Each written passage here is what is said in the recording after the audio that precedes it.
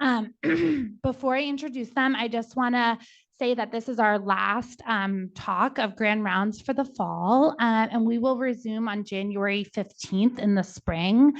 We have a really great schedule of speakers for the spring, so please come back on January 15th to join us. So today we will have three great speakers close out the year with potpourri of cases. The first speaker is going to be Dr. Rajagopal. Dr. Rajagopal is an assistant professor in the Division of HIV, ID, and Global Medicine. Dr. Rajagopal is also our associate medical director here at Ward 886. They will be followed by Dr. Ayesha Appa. Dr. Ayesha Appa is an assistant professor in our division as well and the clinical lead of our Healthy Access program at Ward 86. And then the last speaker will be Dr. Fenton, who's an infectious disease fellow and also a provider at Ward 86. So thank you all today for taking the time to put these cases together. They look really fantastic, and I know we'll learn a lot. So thank you.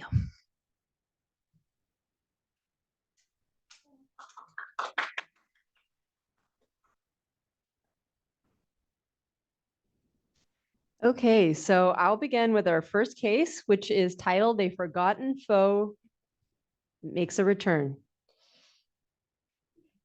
So the following case is based on a true story. I have no financial disclosures. The case is regarding a 52-year-old man with HIV who presented to the emergency room with a 1-week history of yellowing in his eyes, right upper quadrant abdominal pain, and nausea. His urine was also darker. A review of symptoms was negative for fever, diarrhea, bleeding, or other symptoms. His past medical history was notable for having HIV diagnosed 16 years prior. He had a nadir CD4 count of 5. And he started HIV medication shortly after his diagnosis and recalled receiving zidovudine and lamivudine with boosted atazanavir, followed by Atripla and Complera. And most recently, he had been on Genvoya, which was switched to dolutegravir, lamivudine, and doravirine 3 months before his hospitalization. So this switch was made in order to avoid drug-drug interactions with statins and to avoid the potential contribution of TAF to his hyperlipidemia. A prior genotype showed M184V mutation, which is why he was on doravirine with Dovato. Since his diagnosis, he had maintained viral suppression long-term while he had a poor immunologic response with a CD4 count that was between 100 to 200. His other past medical history, as mentioned, was hyperlipidemia with an LDL of 190 and a strong reluctance to take any cholesterol medications based on cardiology recommendations. He had a history of also having a positive hepatitis B core antibody with a reactive surface antibody 2 years prior. He had a strong family history of cardiovascular disease, no regular substance use. He was sexually active with multiple male partners, reported traveling to Mexico 1 week prior to this admission. And his current medications included dolutegravir, lamivudine, and doravirine. He also took some workout supplements. His physical exam was notable for scleral icterus, tenderness in the right upper abdomen, absence of rebound or guarding, and really no other notable findings. So these are his initial labs, which were most notable for AST and ALT levels in the 2000s, alk-phos in the 300s, total bilirubin of 9.2, INR 1.5, albumin 3.2, mild leukopenia, anemia, and thrombocytopenia. An abdominal ultrasound was reported normal with no biliary dilation or obstruction. Chest x-ray showed no acute findings. So to recap, this is a 52-year-old man with well-controlled HIV with acute jaundice who was found to have signs of acute liver failure. So which of the following scenarios are you most considering with the limited information? Acute hepatitis D infection, drug-induced liver injury, acute hepatitis A infection, hepatitis B reactivation, or acute hepatitis C infection.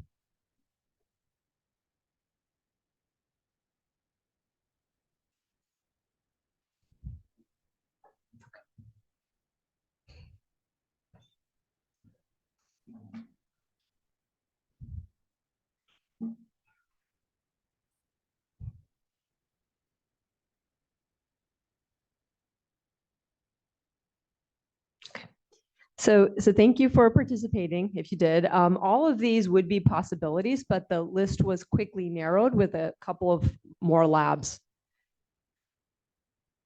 So his CD4 count stable from prior, HIV viral load returned undetectable. His total hepatitis A antibody was reactive, which was also noted from 2 years ago, so indicating old infection. Hepatitis C antibody was negative. However, his hepatitis B surface antigen returned positive, while it had been negative in his last labs.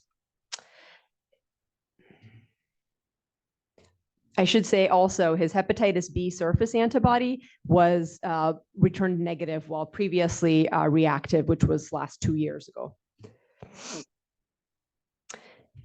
So additional labs included that E antigen returned positive and his hepatitis B DNA level was high. Hepatitis D antibody was negative and a hepatitis E viral load returned undetectable for acute hepatitis C infection. So in our patient, a diagnosis of hepatitis B reactivation was made based on the reverse seroconversion elevated hepatitis B. And his antiretroviral therapy was then switched. So switched from dolutegravir, lamivudine, and doravirine to Biktarvy. And fortunately, he had progressive improvement in his liver function and his hepatitis B DNA levels over the ensuing months. And 5 months later, his hepatitis B DNA level became less than 10 copies, and he continued to have a positive hepatitis B surface antigen, so he was a carrier. So in summary, this was the case of a man with well-controlled HIV who experienced liver failure with the elective switch off of hepatitis B treatment. So I'm going to go through what I consider to be some key reminders from this patient. One, maybe the major takeaway is that the resolution of acute hepatitis B infection with the development of surface antibody does not mean hepatitis B viral eradication. Hepatitis B establishes a stable reservoir, we know, of genetic material called cccDNA, or covalently closed circular DNA, within the nuclei of infected hepatocytes. And this is for the life of the hepatocytes. This poses a permanent risk for reactivation. So we know antiviral therapies may decrease hepatitis, or do decrease hepatitis B replication, but they do not eliminate cccDNA. So approximately 10% of people living with HIV in the US have chronic hepatitis B infection, which is defined by the persistence of hepatitis B surface antigen. And the Department of Health and Human Services strongly recommend that people with HIV with chronic hepatitis B infection are treated with dually active antiretroviral therapy. The reason that this is a different guidance than for people with hepatitis B monoinfection is because we know that people with HIV and hepatitis B co-infection experience a more rapid progression of liver fibrosis and hepatocellular carcinoma, and experience higher liver-related mortality compared to hepatitis B mono-infected people. So guidelines are clear regarding treating those with positive hepatitis B surface antigen. What about the large population of patients that we see that have a core antibody positive that don't have a positive hepatitis B surface antigen? So as stated in the Department of Health and Human Services guidelines, we know again that regardless of the presence of hepatitis B surface antibody levels, people with HIV with prior hepatitis B infection are at risk for reactivation, which can be asymptomatic and mild all the way to liver failure and life-threatening. So questions remain still regarding which of our patients with hepatitis B core antibody are at the greatest risk for reactivation with the movement towards hepatitis B sparing treatments, and what kind of monitoring should really be done for these patients if we're no longer covering hepatitis B. So the DHHS guidelines currently state that people with HIV with high levels of surface antibody are likely at low risk. but that in those with isolated core antibody, some experts would recommend using an ART regimen that has hepatitis B activity. And ART regimen without hepatitis B activity in this population can be considered if the benefits are considered to outweigh the potential risks of hepatitis B reactivation. A recommendation is also made to vaccinate people with HIV who have isolated core antibody and to follow up surface antibody levels after vaccination. Of note, data regarding what level of surface antibody titers confer protection for a person who has core antibody or prior infection who has HIV are largely lacking. In other immunocompromised populations, American Association of the Study of Liver Disease and the American Gastroenterologic Association recommend using the hepatitis B surface antibody levels to determine whether or not we use antiviral prophylaxis, but rather to consider the level of immunosuppression in the patient. Regardless, we know that hepatitis B vaccination is well tolerated, and it may benefit those people who have a false core hepatitis B core antibody, and it could theoretically boost the protection in those who have a poor amnestic response. I think it's really important before talking about the data regarding reactivation of hepatitis B in people who are core antibody positive, that there's different definitions of reactivation that are used in the studies looking at this. So some studies have solely monitored elevated liver function tests, others DNA, others a combination. And these definitions obviously affect our risk of estimates of hepatitis B reactivation. The American Association for Study of Liver Disease defines hepatitis B reactivation as detectable hepatitis B DNA or reverse seroconversion with the loss of surface antibody and the reemergence of surface antigen, and a hepatitis flare as the elevation in ALT or in liver function tests. So historically, reverse seroconversion with the loss of hepatitis B surface antigen body and the reemergence of surface antigen, this has been described in people with core antibody who are undergoing transplant and chemotherapy. And more recently, case series of reverse seroconversion, similar to the case that I presented, have been published among people who are switching to hepatitis B sparing regimens for HIV. So the snapshots that I've included here actually are of cases of people with high levels of surface antibody confirmed prior to switching to hepatitis B sparing treatment that experienced reactivation. My patient of note did not have his surface antibodies checked within a year of the switch. His last surface antibodies, which were reactive, were 2 years prior. So we don't know exactly what his level was. So the DHHS guidelines were updated on December 16th, very recently this week, and cited the results of a large retrospective observational study of hepatitis B reactivation in people with HIV who are switching to hepatitis B sparing treatment to help inform our discussion about the risk of reactivation in people with core antibody positive who are surface antigen negative. So in this study, more than 7,000 people with HIV and hepatitis B core antibody positive were included from the Veterans Aging Cohort Study. All of these people of note had an undetectable hepatitis B surface antigen and an undetectable hepatitis B DNA prior to the switch. And what was noted was that the reactivation events occurred in 1.6% of people who switched ART to not covering hepatitis B who had a core antibody that was positive. The risk of hepatitis B reactivation also appeared to be significantly correlated with whether or not that person had an identifiable surface antigen that was positive prior to the negative result. And the reactivation risk was estimated 20% in those with previously detected positive B surface antigen, that had converted negative compared to 1% in those who did not have, actually had only negative surface antigen results on their record. So, you know, an update from the authors of ID Week, however, indicated that this risk may not be as high in people who had a previously positive surface antigen, might be something closer to 10%. And so we're awaiting the final results in publication.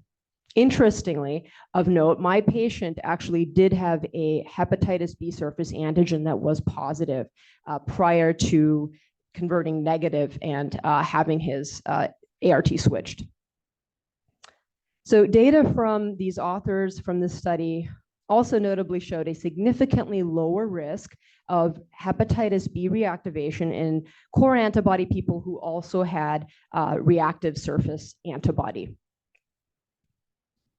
Also of note, the range of time over which the reactivation events were noted to occur in this retrospective study was large. The interquartile range was 164 days to 816 days.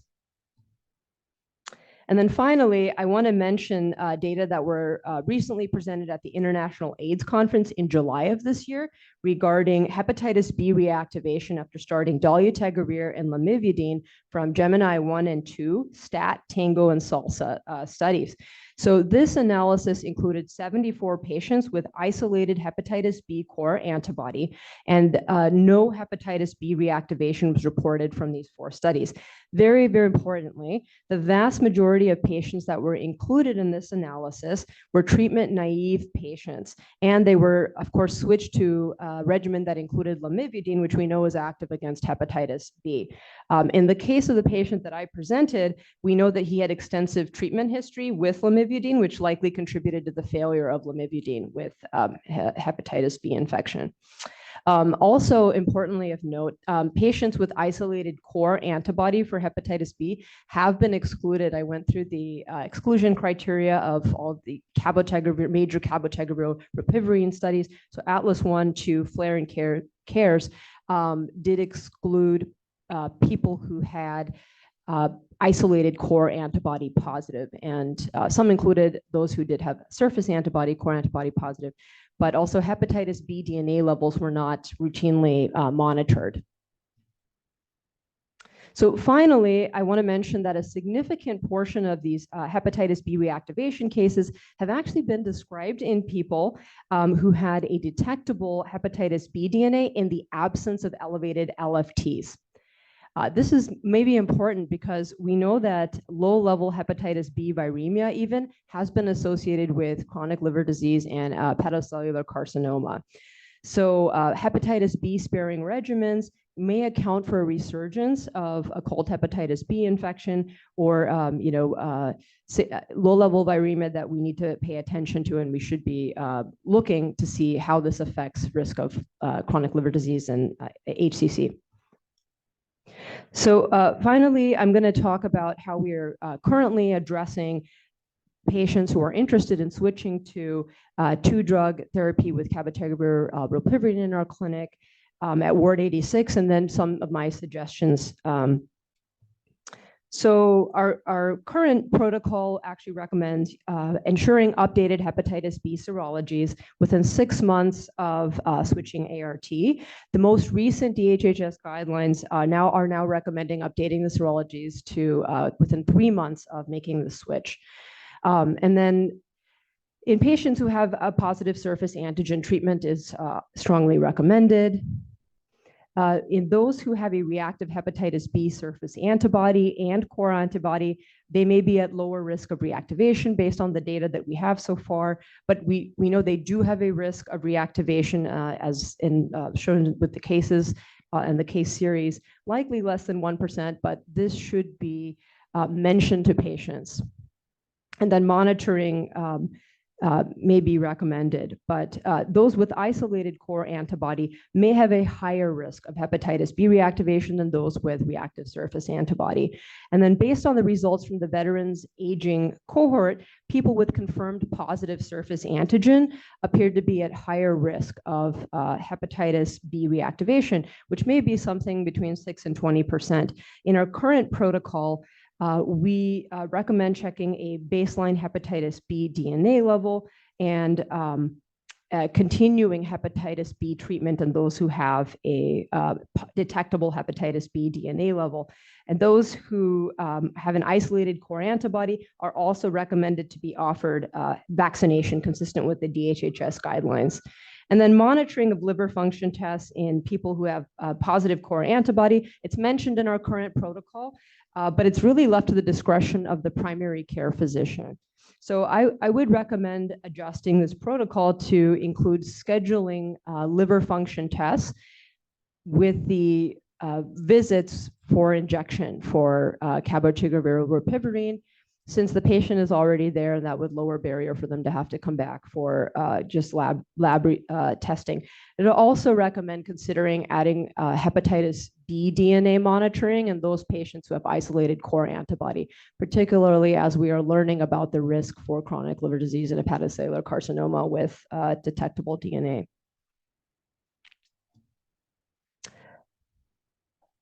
And then those without evidence of hepatitis B infection should be vaccinated. So in conclusion, switching ART regimens in people who have hepatitis B core antibody should be approached with caution and consideration of the serology history of the patient. The risk of hepatitis B reactivation in those without evidence of active hepatitis B infection, but with core antibody positive is not certain, but it does appear to be lower in those people who have a positive surface antibody, who have a reactive hepatitis B surface antibody. But those with an isolated core antibody and prior surface antigen may be at higher risk. We have important unanswered questions, though, regarding our how to estimate risk in our patients who have isolated core antibody, and also regarding the benefits of vaccination in this population to reduce the risk of reactivation. We also need to learn about the impact of occult hepatitis B, which we may see more often as patients are taken off of hepatitis B treatment. Thank you.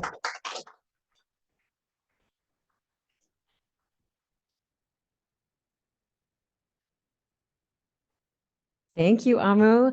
I am going to take us through a little bit of a sea change and take us on a little bit of a diagnostic journey. As you all know, I'm Ayesha. Nice to see everyone again. I we're going to talk about a dorsal column conundrum. The title this morning and my other option was I got 99 problems, but an anterior horn ain't one. But I just decided to go with this nerdy one.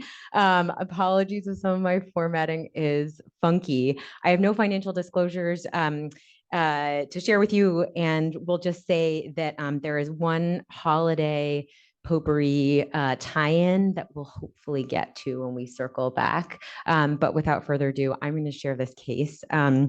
And I guess the only other disclosure is that I might ask for some input from you all, and hope you feel comfortable yelling some things out. So this is a gentleman who's 32 years old, living with a well-controlled HIV on TAF-FDC-BIC, treated syphilis and alcohol use disorder, who came into the ED with 2 weeks of progressive paresthesias and falls.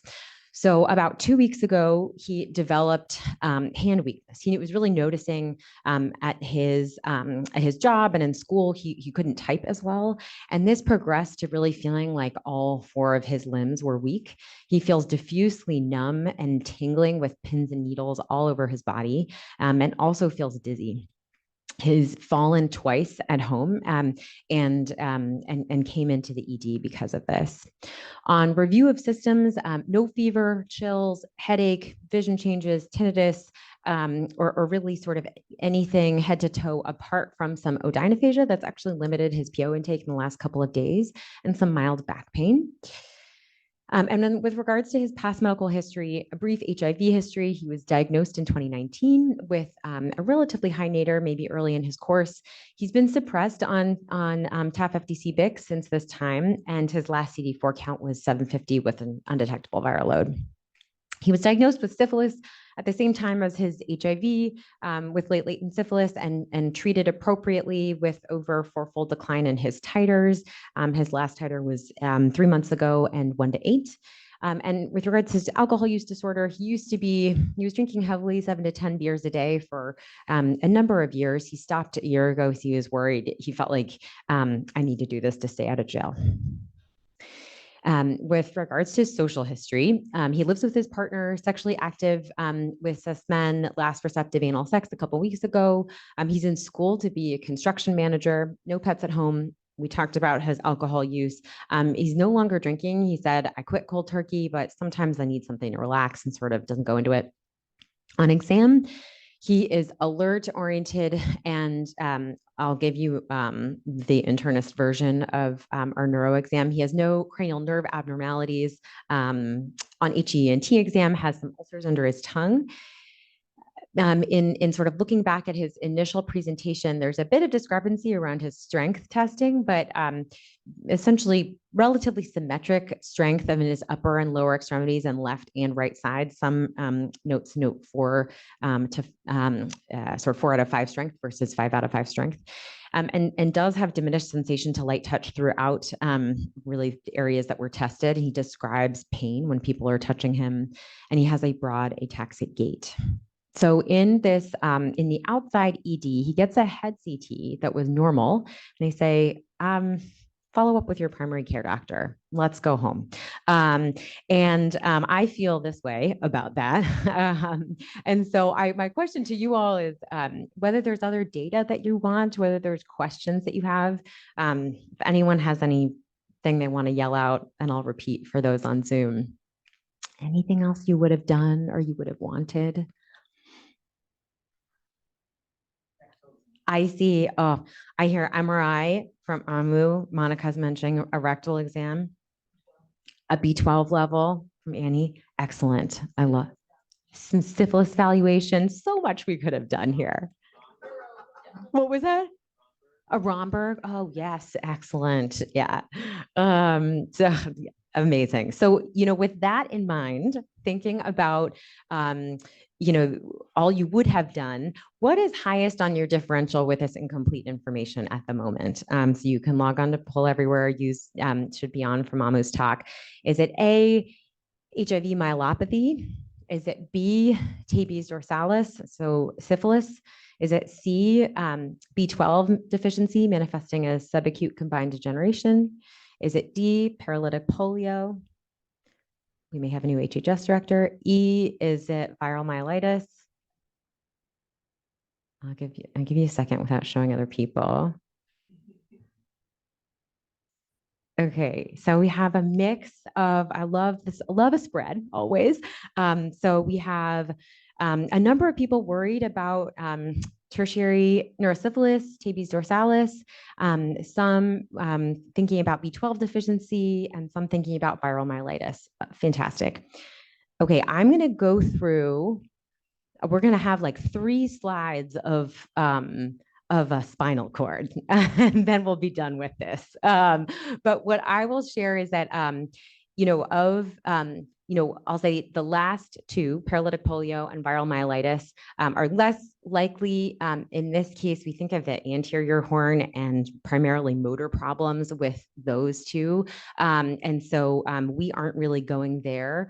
This is a cross-section of the cord, and the left side of the screen there shows the descending tracts that essentially house our the motor portions of sort of these nerve bundles, and then the right side is pictured are the ascending tracts that are sensory. And what just going through the other pieces that we were considering, or the other conditions, let me share a little bit about the conditions and sort of where they affect the spinal cord. So I don't think anybody was going for HIV myelopathy, and I share your lack of voting. But for context, HIV myelopathy is a vacuolar myelopathy. Essentially, what that means is that on pathology, what you find are vacuoles in the myelin sheaths of people that have died with AIDS. And as you can see there, something that was new learning for me is that in some of these larger case series, up to 50% of people at autopsy were found to have HIV myelopathy, but less than a quarter of them had symptoms. So this is something that was relatively common pathologically, but clinically maybe less so, and really associated with late stage AIDS, and may be responsible for, or maybe why we are not seeing as much of it today. In terms of clinical course, if you do see it or suspect it, it's slowly progressive, associated with, again, sort of that dorsal column problems. So loss of vibration, position sense, and is find a spastic paraparesis with hyperreflexia. Commonly starts in the thoracic spine, but can be diffuse. And honestly, the MRI changes have been reported as anywhere from normal atrophy to diffuse T2 hyperintensity. So that's HIV myelopathy. And I sort of share your low suspicion for this in this case, as he's had well-controlled HIV since diagnosis. Okay, what about tabes dorsalis? There was a good number, a lot of sort of collective worry about this. So tertiary neurosyphilis, this is typically associated with long periods of latency. So we know that our patient did have late latent syphilis, but was appropriately treated with an appropriate decline in titers and no sort of clinical signs of neurosyphilis at the time, or really until this time.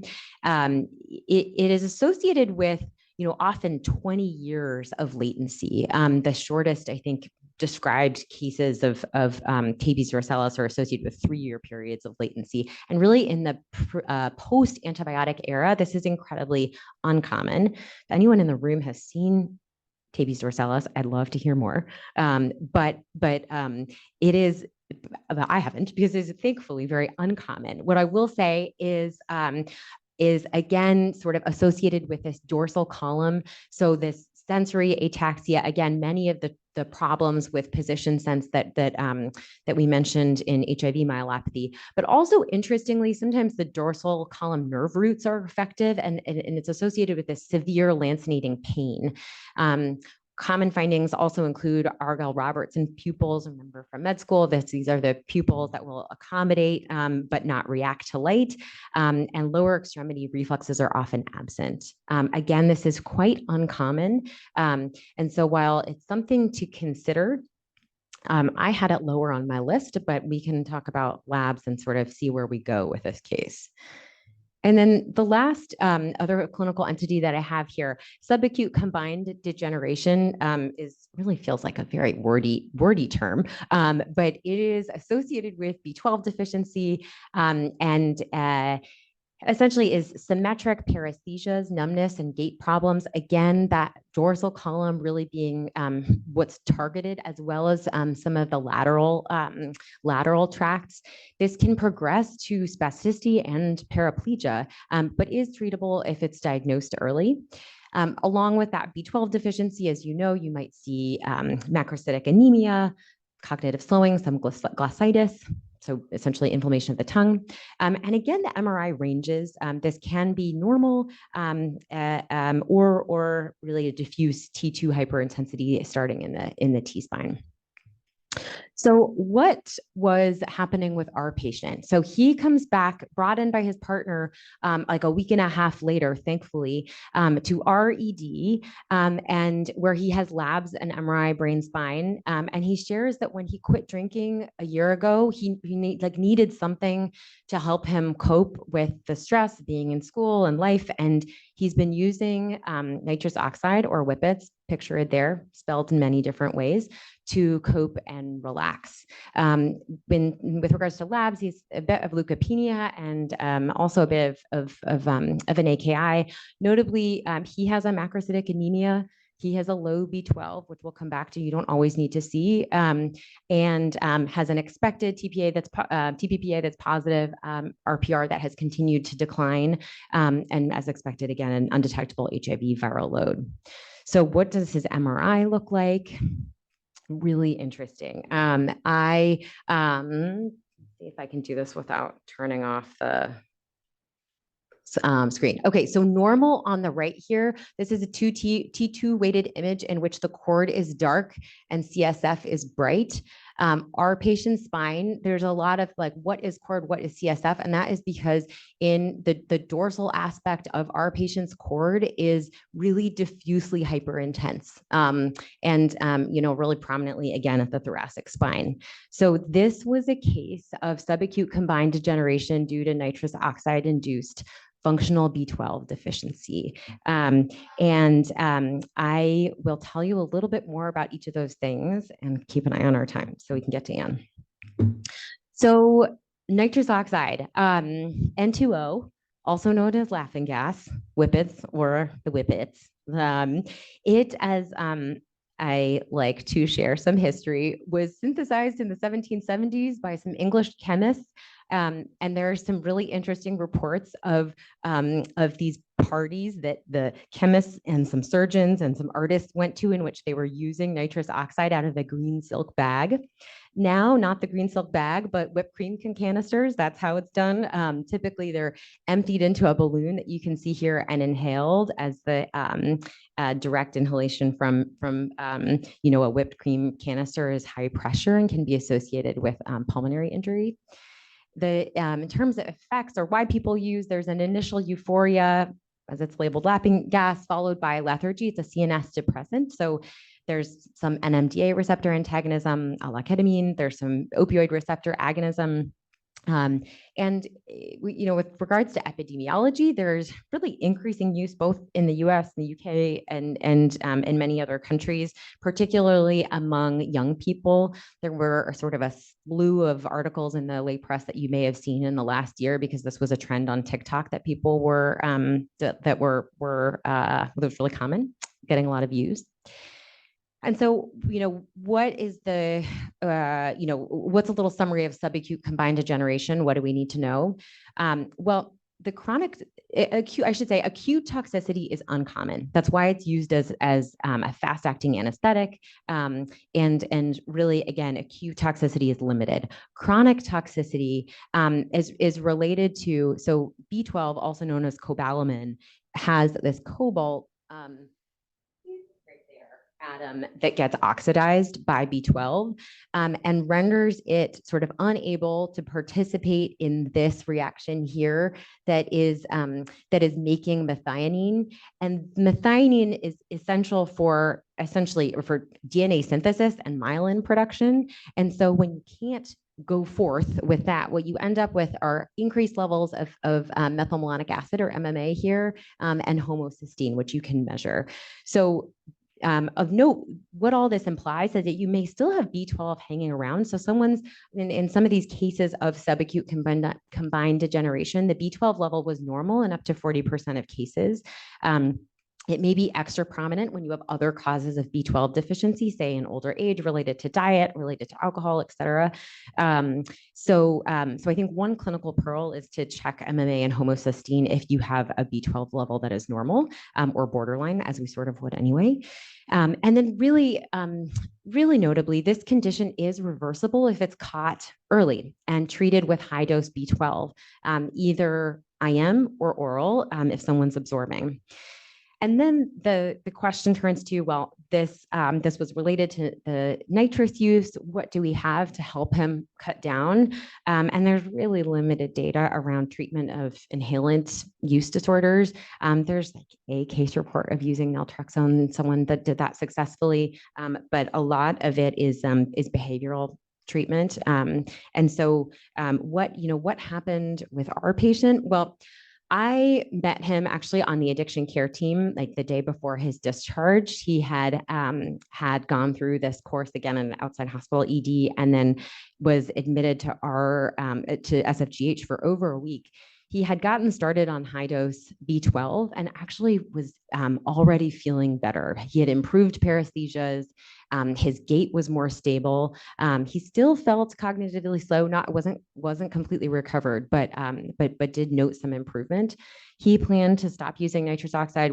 Had the support of his partner and his family in the room, but but was still a bit didn't really want to follow up related to use disorder care. So we shall see. This was just a couple of weeks ago, so we don't have follow up on him yet, but reassuring that he was already doing better. So summary of our case, I think consider subacute combined degeneration related to low B12 or a low B12 state as a mimicker of HIV myelopathy. I'd say, looking at his notes in the hospital, HIV myelopathy was sort of everywhere, despite what we know about its, and what this group sort of thought about its relatively low prevalence in, again, the population of people with that are suppressed HIV. Presentation commonly includes paresthesias, ataxia, and progressive weakness that localizes to the dorsolateral spinal cord. And again, this is true of our B12 related subacute combined degeneration, as well as HIV myelopathy. And then other take home is that non-prescribed nitrous oxide use is increasing and associated with chronic neurotoxicity due to that B12 interference. So ask your patients about inhalant use, and you can test for B12 as well as MMA and homocysteine, and evaluate for other causes of B12. And my holiday tie-in is enjoy some hot chocolate with whipped cream, everybody. Thank you for being such a great audience, and happy holidays.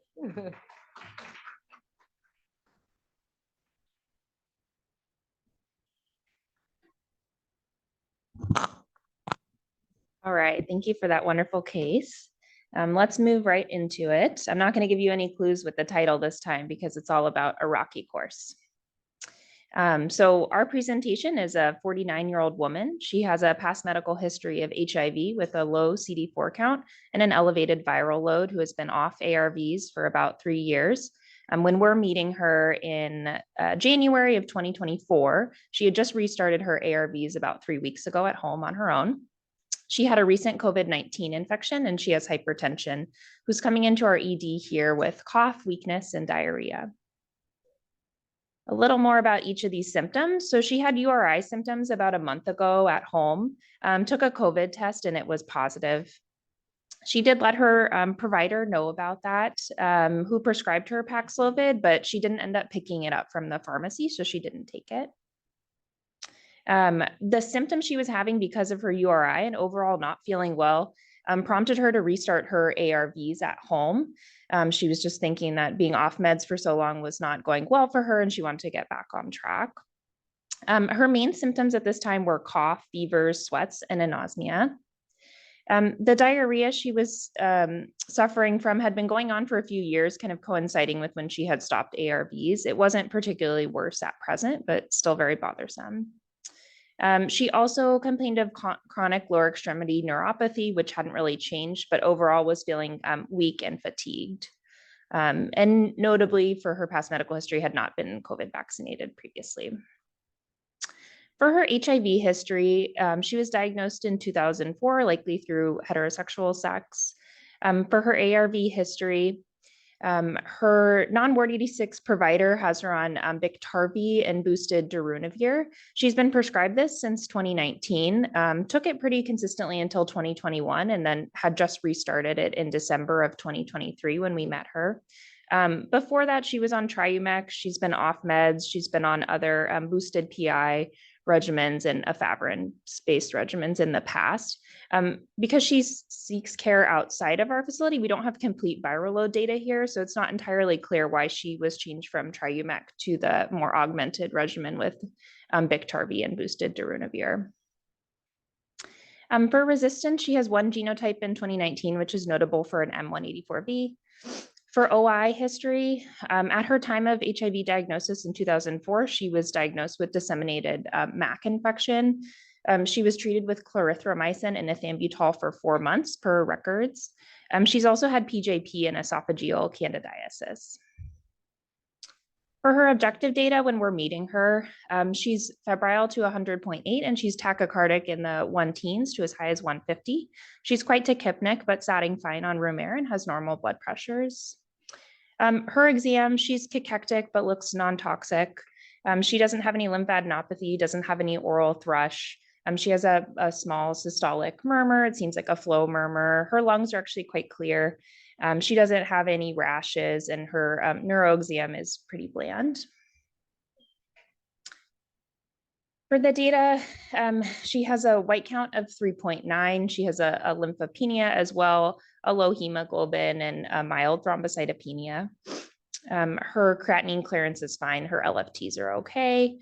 Her viral load is 584, reflecting her recent reinitiation of ARVs at home. Her T cells are 14 or 6% at this time. Her COVID-19 test is positive with a cycle threshold less than 20. Remember, it was positive at home about a month prior as well. She's a negative CRAG, and she's hepatitis B non-immune. She has some blood cultures drawn that are not growing anything. For her CT chest, it's pretty unimpressive. The read notes scattered GGOs in the left upper lobe and lingula. This is sort of a representative slice. There's a couple of peripheral GGOs, but nothing particularly profound. Her abdomen and pelvis looks fine, and she has a non-con of her head that notes concern for infectious sinusitis, like we often see, but nothing else acute. For management, initially we recommend some basic HIV labs, genotype, take an AFB blood culture, do a broad workup for her diarrhea, screening STI studies. We recommend continuing her home ARVs because she doesn't have any signs of concerning OIs on exam where we'd worry about starting them. Recommend starting remdesivir and following up her cycle threshold while on treatment, and then reinitiating Bactrim for PJP prophylaxis. So for the first 5 days of her hospitalization, she's still really having a lot of issues with diarrhea and abdominal pain. Abdominal pain is her most bothersome symptom, and then feels crummy, doesn't feel like she's getting any better. Here's her fever curve. So initially when she comes in, she has some spiking high fevers, maybe initial response for a couple of days with lower grade temps, but continues to have fevers. She has a repeat COVID on day 5 of admission, which is still positive and has a low cycle threshold. Her diarrhea workup is pretty bland, negative cultures, ONPs, Giardia, microsporidia stains. She has EPEC on her PCR, which is treated but not felt to be explaining her presentation. For recommendations at this time, we're extending her remdesivir, and then we're recommending GI consultation for a colonoscopy to evaluate for MAC and CMV, given the abdominal pain and ongoing diarrhea and fevers. During hospital days 6 to 10, she's continuing to have waxing and waning abdominal pain. The loose stools are perhaps a little bit better, less bothersome, but complains a lot of like gurgling in her abdomen. She has a mild cough still, which is fairly unchanged.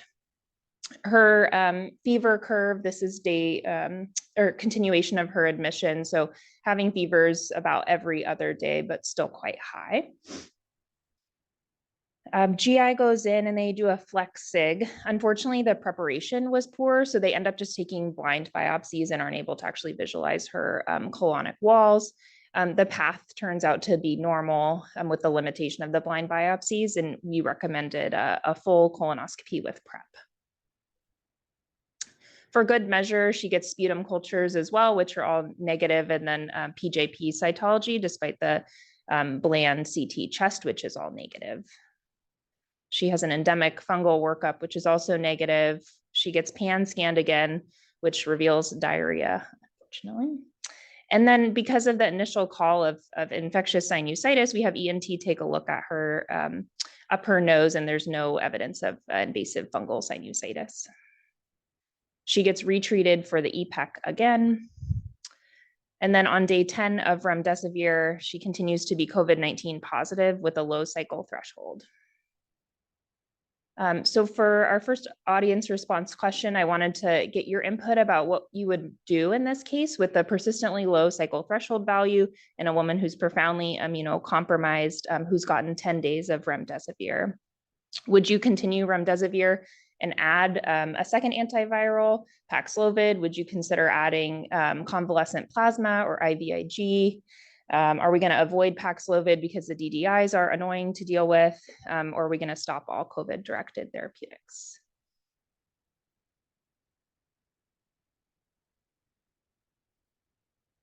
See if we can get a few more responses.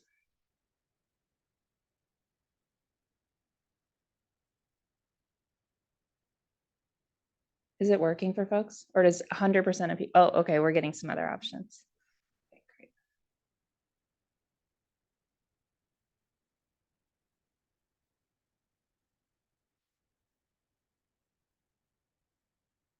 All right, so it looks like we're getting a little bit of mix. Some people want to just continue one or two antivirals. Other folks are going to add IVIG or convalescent plasma. So a little bit of data about prolonged COVID infection in immunocompromised patients. Two studies I wanted to highlight. Granted, most of this data are kind of case series studies or retrospective cohort studies, and most are done in BMT patient populations, solid organ transplants, less in advanced HIV. But this first study with Gotts et al., they demonstrated that using dual antiviral therapy shortened duration of positive tests compared to monotherapy in a very immunosuppressed patient population. This second paper by Orth et al. Compared rates of prolonged viral shedding that is greater than 21 days with combination therapy with either 1 to 2 antivirals plus or minus a monoclonal antibody. They compared within those groups like 2 antivirals versus 1 antiviral and a monoclonal. There weren't significant differences, but pooled together, they did see that using dual therapy resulted in lower rates of prolonged viral shedding. I think that these studies do show that we can shorten duration of viral shedding, at least measured by the OP swab, but they don't really look at clinical outcomes. Do patients feel better? Do their symptoms resolve sooner?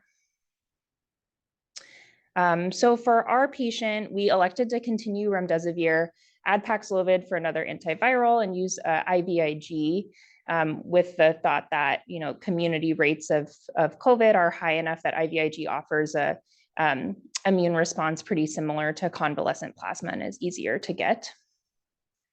We ended up dropping the Kobe from her darunavir due to the boosting interaction, though notably, you don't have to do this in the outpatient setting. It was just convenient for us to do in the inpatient setting. And then on day 10 of hospitalization, her AF bleed blood culture returns positive. So we also have diagnosed her with disseminated MAC infection. So for management of disseminated MAC infection, some reminders here, we need to use dual therapy with the goal of preventing macrolide resistance. Macrolides are quite effective, but from our data a long time ago, just using macrolide monotherapy does result in resistance. So the first line regimen is going to be chlorthro, or more commonly azithro, plus ethambutol. You can consider a third agent if the patient has severe disease. The third agent recommended is rifabutin.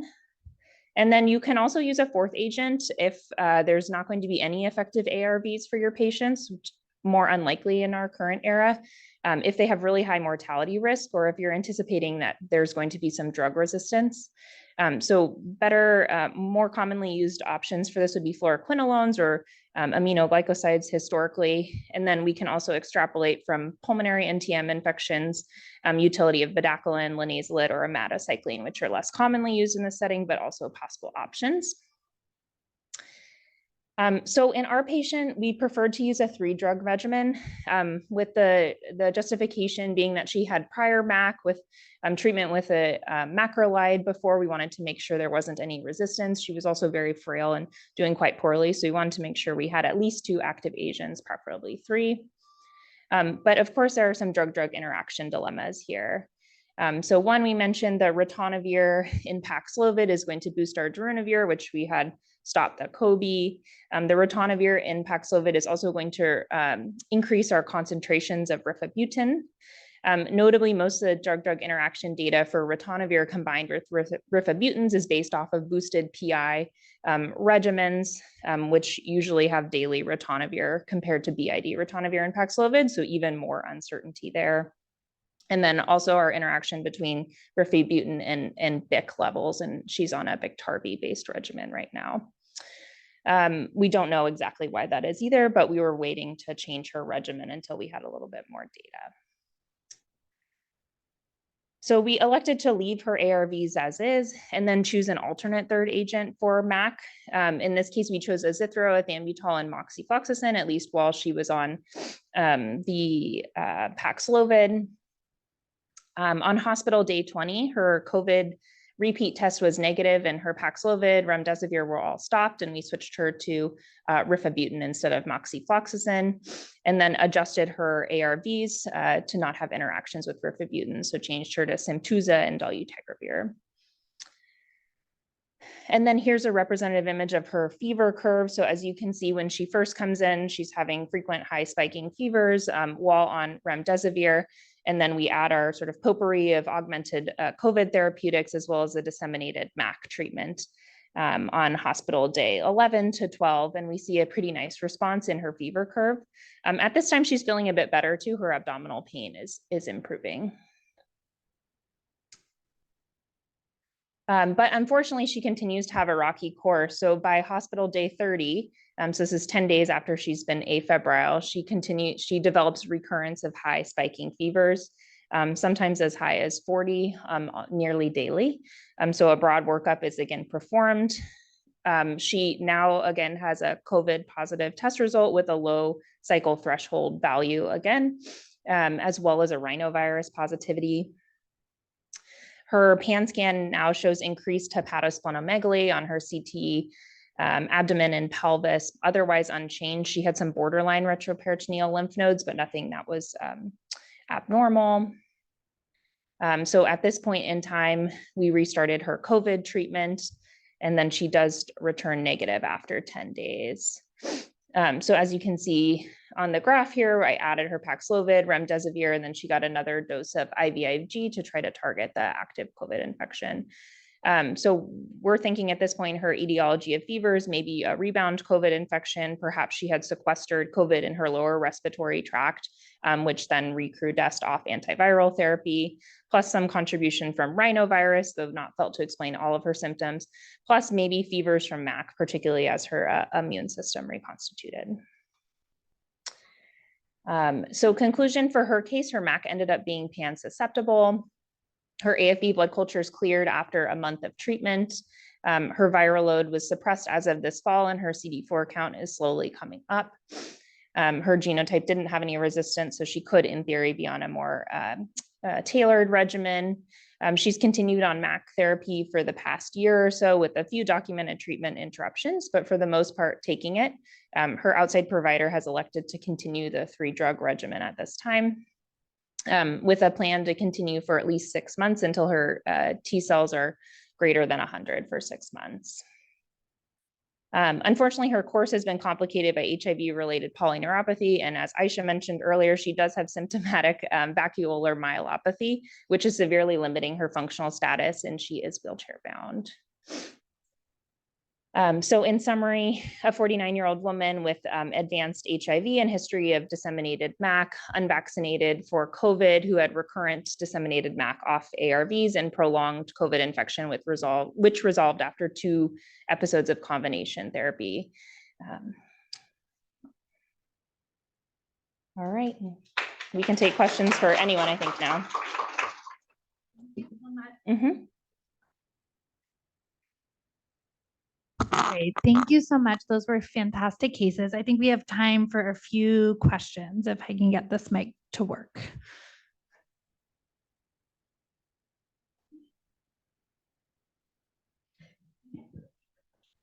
Yeah, I mean, I think I have to ask Amu and what we should be doing. I think we have to just come up with something at Ward 86 for people on long-acting ART with hepatitis B core antibody positive in the past, whether we stratify it by if they'd had a surface antigen positive in the past or not.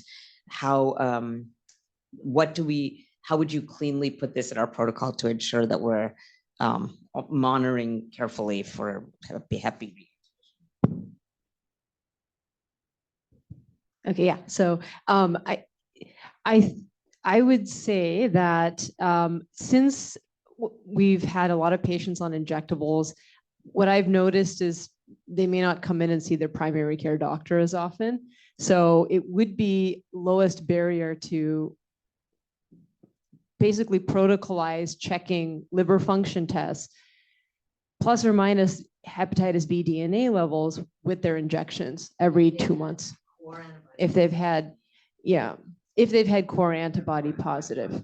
Yeah, that at least a liver function test with their injections, because people may not come in as often as well, we know, and this might be, we might not notice reactivation. The other question is, what is the significance if they have fluctuating hepatitis B DNA levels? If we're checking for that, we don't know, but these are just things that we need to learn more about, I think.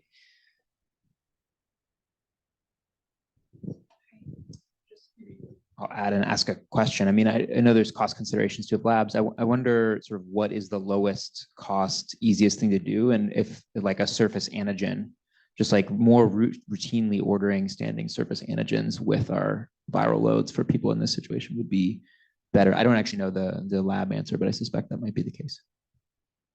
And it's easier to interpret. Like if it's positive, red flag, as opposed to liver enzymes, which require more interpretation. I feel like Annie wants to say something. So I think the most important thing we need to do is to check the serologies before we change people, so you know what you're dealing with, right? Then the question is up, well, should you send a DNA? Well, if they're on tenofovir, usually the DNA is going to be negative, so it's not that helpful. If they're surface antigen positive, yes, you need to go down that road. You need to know if they're core antibody positive, yes or no at that moment, and then flag them as such. I don't know that we need to. I think the risk is low, and in the updated data, as you point out, Amu, I mean, I wouldn't get too worked up about prior surface antigen. Everybody was prior surface antigen at one point if they're core antibody positive. It's just a question of proximity. It's interesting to see that, and that's probably a marker for how recently they seroconverted, because they could find it in the VA chart as opposed to not being able to find it in the VA chart, or maybe it was never tested. I think we just need to keep it on the radar. I don't know that we need to get a DNA and a surface antigen, every time, but I think every 6 months would be reasonable. The problem is you can be DNA positive without surface antigen. I also just want to point out that what we're really worried about is clinical reactivation and clinical flare, and that low level viremia may precede that, but that in and of itself, we don't know what that means. And the risk is definitely higher if you don't have a surface antibody. So the folks I would really focus on are the isolated core antibody. If we were going to protocolize checking their surface antigen and DNA, maybe every 6 months. And certainly if their LFTs go up, we know people's LFTs go up for a lot of reasons, but it's complicated, but having it on the radar, I think, is the most important part to start with. And I think that Amu, you talked to Janet, they're doing something. I'm not exactly sure. I don't know if we have pharmacy folks. No, we are. They're only checking the initial labs. Okay. Yeah. And I will say, it just brings up an important point, though, that things do change once people get on this boat where they're doing cab rail. Oh, there she is. Sorry, we don't test LFTs. We leave that up to the PCP. We have enough on our plate. So if you want to protocol something, we really need help. Yeah. Okay, it sounds like we're going to protocol something for Ward 86. I think maybe we'll do what we're over time, but is there any other questions on the other cases? Anything in the chat, Ayesha, that you want to raise up? I can say that the VCAT is a great question that that was, why did our patient have pain if we're thinking about the dorsal column? And it's a great one that I don't have a complete answer to, but remember that B12 can cause peripheral neuropathy too, that can be painful. So that is my hypothesis for him, but a bit unknown. Thank you. This is a great end to Grand Rounds, and please join us on January 15th when we start again in the spring. Thank you.